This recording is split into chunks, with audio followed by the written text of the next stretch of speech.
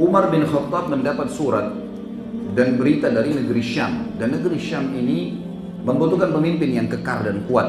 Karena mereka selalu merasa di posisi tanda kutip adalah orang-orang yang berilmu, orang-orang yang maju.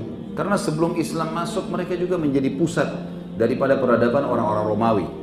Maka setiap kali ada gubernur, selalu saja mereka menolak. Kalau ada pertemuan dengan gubernur baru selalu dilempar perkataan-perkataan yang coba memancing orang ini pintar atau enggak gitu, menurut mereka. Jadi kalau ada didapatkan kata-kata atau ada lemparan pertanyaan yang dianggap jawabannya belum puas, mereka langsung menulis surat lagi kepada Umar, ya Amir Mu'minin ganti gubernur buat kami, karena gubernur ini tidak baik. Selalu saja begitu. Akhirnya Umar radhiyallahu anhu duduk dengan beberapa sahabat, lalu kemudian mulailah bermusyawarah dengan para sahabat siapa orang yang paling pantas yang tidak bisa lagi dipermainkan oleh masyarakat Hims, wilayah di negeri Syam, tepatnya di Syria. Maka pada saat itu Umar bin Khattab berkata dalam statement yang masyhur, dia mengatakan, aku ingin mencari ahli zuhud, orang-orang yang hatinya bersih, orang-orang yang beriman dengan benar, orang-orang yang tidak mencari nama, orang-orang yang selalu berpuasa dan sholat malam, dan orang-orang yang berlari menghindari kepemimpinan, bukan malah mengejarnya. Umar lalu berkata, aku menginginkan seorang laki-laki apabila dia berada di antara satu kaum, maka dia menjadi pelindung bagi kaum tersebut. Dan jika berada di antara mereka, maka dia terlihat seperti salah satu dari mereka tanpa ada perbedaan satu sama yang lain. Tidak membedakan dirinya dengan manusia atau rakyatnya dalam hal pakaian, makanan, dan tempat tinggal. Seorang gubernur yang menegakkan sholat, membagikan harta di antara mereka dengan kebenaran, menetapkan hukum di antara mereka dengan adil, dan tidak menutup pintu rumahnya untuk menghalang-halangi hajat rakyat. Pada saat itu pun akhirnya para sahabat bermusyawarah, siapa orang yang memiliki kriteria sesempurna itu? Susah mencarinya di zaman sekarang, sudah banyak sahabat yang meninggal dunia. Sampai akhirnya mengerucutlah seseorang sahabat berkata, aku telah mendapatkannya wahai Amir Mu'minin. Kata Umar, siapa itu? Kata dia, Umair bin Sa'ad yang sedang anda tunjuk menjadi pimpinan perang di negeri Syam. Kata Umar tanpa ragu mengatakan, dialah orangnya. Panggilkan dia menghadap ke Madinah. Dipanggillah. Begitu datang Umair dengan pakaian perangnya mendatangi Umar radhiyallahu anhu ke Madinah, lalu Umar mengatakan, hai Umair, aku telah menunjukmu untuk menjadi gubernur di wilayah Syam dan tepatnya beribu kota di Hims, di Syria. Kata Umair, maaf Amir Mu'minin, untuk jabatan itu saya tidak inginkan. Kalau anda mau tunjuk saya menjadi prajurit perang, menjadi panglima perang, menjadi tim di medan perang, saya tidak ingin selain jabatan itu. Kata Umar, tidak bisa, saya sudah menunjukmu dan ini sebuah titah yang harus kamu terima. Karena Umar tahu radhiyallahu anhu bahwasanya Umair radhiyallahu anhu akan menolak. Orang-orang beriman tidak akan mengejar jabatan-jabatan seperti ini, karena mereka tahu makin ada jabatan teman-teman sekalian maka makin berat tanggung jawab. Kalau satu orang saja, istri saja di rumah atau anak saja sempat kita bengkalikan satu haknya, maka sudah cukup dia bisa menuntut pada hari kiamat. Bagaimana dengan masyarakat yang banyak, yang mungkin ribuan orang, apalagi kalau sudah sampai mengiming-imingkan janji yang sangat besar kemudian tidak dijalankan. Satu orang saya sudah cukup menghabiskan pahala kita pada hari kiamat. Maka para sahabat tahu masalah itu. Dan juga mereka sangat memahami sabda Nabi SAW dalam hadis sahih riwayat Imam Ahmad, kami tidak akan pernah, kata Nabi SAW, menunjuk seorang pemimpin kalau dia sengaja mengejar-ngejarnya atau sengaja mencari supaya bisa mendapatkannya. Dalam makna yang sama kurang lebih. Maka Umar memohon lagi, ya Amir Mu'minin, tolong lepaskan saya dari jabatan itu. Walaupun saya tahu Syria atau negeri Syam adalah negeri yang subur. Saking suburnya negeri Syam pada saat itu disebutkan cirinya teman-teman sekalian, kalau ada tanah di jalan negeri Syam retak, maka tumbuh pohon apel. Saking suburnya, udaranya sangat sejuk, enak, masyarakatnya juga tidak terlalu banyak, kemudian wilayahnya kaya, dia bisa hidup enak. Tapi subhanallah, dan dia tahu dia lagi di kancah peperangan di situ, dia tidak mau. Lalu Umar mengulangi lagi kembali mengatakan, wahai Umair, engkau mengetahui sabda Nabi SAW, mentaati pemerintah wajib, kau harus jalankan ini. Maka Umair pun akhirnya menerima hal tersebut, dan serentak pada saat itu seketika dia langsung mengganti baju perangnya, kemudian memakai baju biasa, baju dia sebagai masyarakat biasa, lalu kemudian dia pergi sendirian ke negeri Syam. Tiba di negeri Syam, dia pun membawa surat Amir Mu'minin kepada tokoh-tokoh negeri Syam dan mereka menerima, mengatakan baik, surat Amir Mu'minin kami terima. Lalu mereka mau melakukan hal-hal yang sama kurang lebih, ingin menguji Umair dalam hal-hal yang mereka sering lempar pertanyaan. Maka sebelum semua itu, Umair radhiyallahu anhu kemudian naik ke atas mimbar. Pertama sekali, setelah tahmid dan salawat dan beliau mengucapkan kalimat yang mulia, beliau mengatakan, dan ini prinsip dasar dalam pemimpinan beliau, di atas mimbar setelah tahmid dan salawat beliau mengatakan, ketahuilah wahai saudara-saudaraku seiman, bahwa Islam adalah benteng yang sangat kokoh. Semua orang yang bersandar pada Islam pasti akan aman. Dia adalah ajaran yang paling sempurna dan pintu yang paling kuat, tak bisa ditembus oleh musuh. Benteng Islam, kekuatan Islam berada di keadilan dan pintunya adalah kebenaran. Jika benteng itu roboh dan pintunya hancur, Islam akan terbuka dan akan dianggap remeh. Islam akan tetap kuat selama ada kepemimpinan atau pemimpin yang menerapkan kedua hal tadi, keadilan dan juga kebenaran. Dan kepemimpinan seseorang bukan karena membunuh, merusak dengan pedang ataupun alat yang lainnya, bukan dengan memukul dengan cambuk, tetapi dengan menetapkan hukum dengan kebenaran dan melaksanakan keadilan. Yang tidak, teman-teman sekalian, Umair pun turun, kemudian mulai menjalankan. Pada detik itu pun dalam kondisi capek, letih dari Madinah, beliau tidak istirahat sama sekali.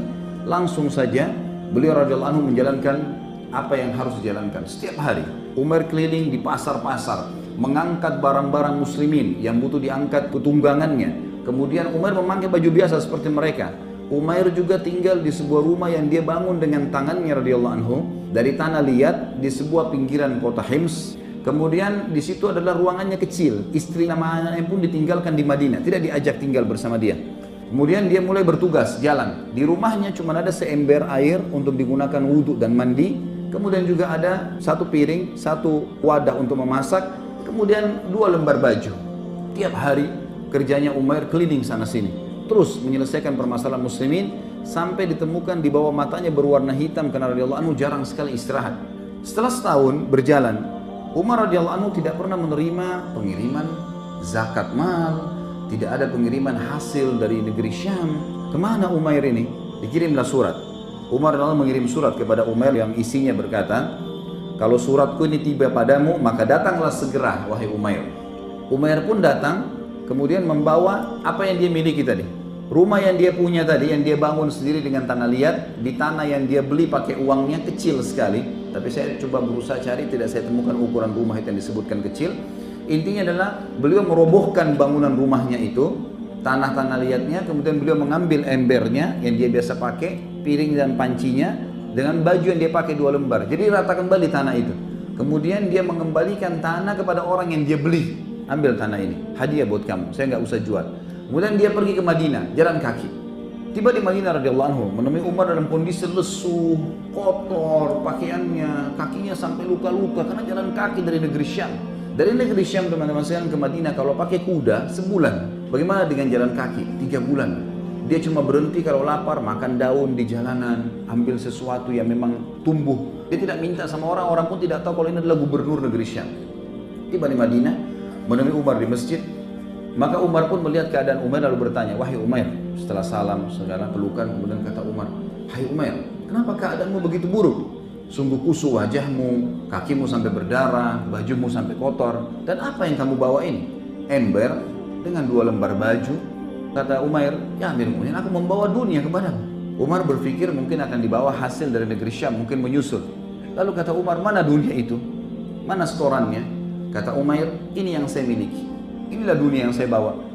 Lalu mana hasil kamu selama ini? Ya Amirul Mukminin, sudah saya berikan kepada orang yang berhak. Tidak ada 1 dirham dan dinar pun yang saya ambil. Maka semua sudah saya bagikan kepada orang-orang yang berhak. Kalau ada lebihnya pasti saya sudah kasih kepada anda.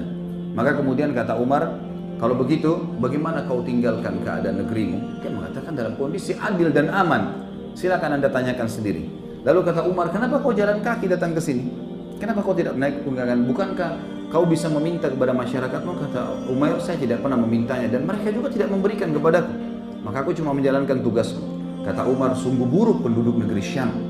Lalu kemudian kata dia, tidak wahai Amirul Mukminin, itu hak mereka. Lalu Umar pun mengatakan kepada sekretarisnya, lanjutkan tugasnya Umar.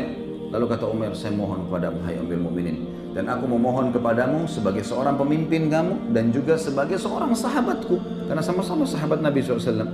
maka aku memohon kepadamu izinkan aku untuk lepas dari tugas ini. Setahun penuh aku sudah jalankan tugasku, dan engkau bisa tanyakan di sana bagaimana yang sudah aku terapkan, dan aku sekarang minta tinggal di pinggir kota Madinah. Aku tidak ingin lagi sama sekali untuk tugas. Aku ingin tinggal bersama istri anakku, sudah aku tinggalkan selama setahun mereka. Aku akan jalankan kehidupanku kecuali kalau ada jihad. Jihad tugaskan. Tapi selain ini aku tidak ingin lagi. Maka Umar pun akhirnya menerima.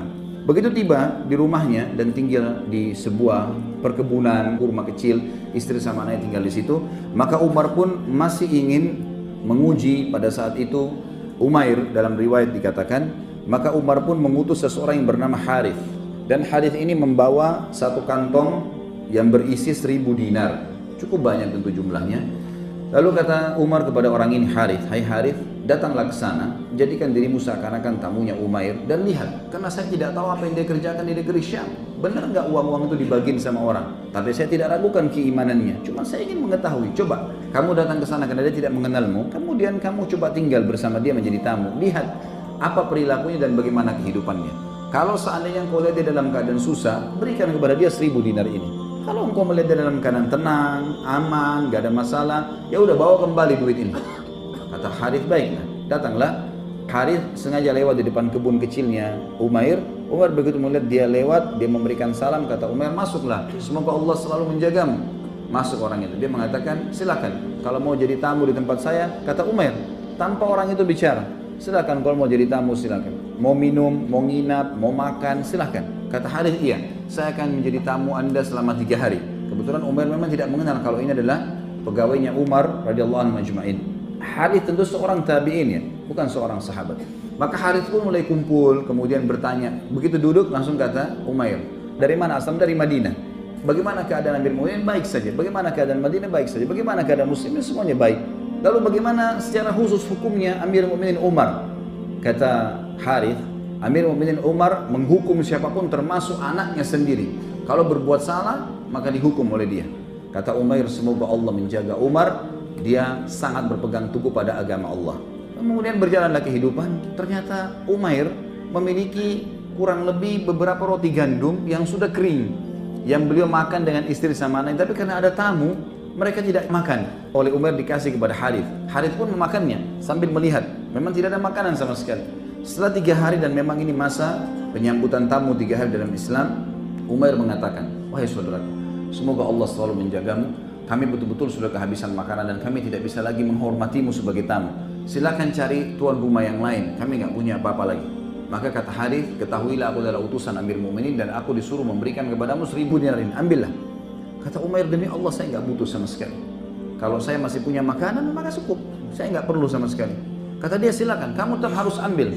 Maka kata dia, tidak, saya tidak mau. Istrinya rupanya Umair dengar dari dalam, mengatakan, hai Umair, kalau kau tidak perlu, berikan kepada orang yang perlu, jangan ditolak pemberian Amir Mu'minin. Kata Umair, saya tidak punya tempat untuk menampungnya. Lalu istrinya memberikan sebuah kain dari dalam rumah, kemudian ditaruh, dibuka, kemudian ditaruhlah 1000 dinar itu. Penuh, banyak sekali harta.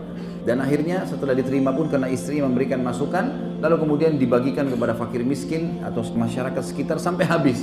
Dia pun tidak memiliki 1 dinar yang disimpankan untuk dia. Harith pulang melapor kepada Amir Mu'minin. Ya Amir Mu'minin, kejadiannya seperti ini. Apa adanya, semuanya saya ceritakan. Maka kata Umar, sungguh dia adalah orang yang luar biasa. Tidak ada orang yang menyerupainya. Berarti betul uang yang selama ini di negeri Syam dibagikan kepada orang-orang.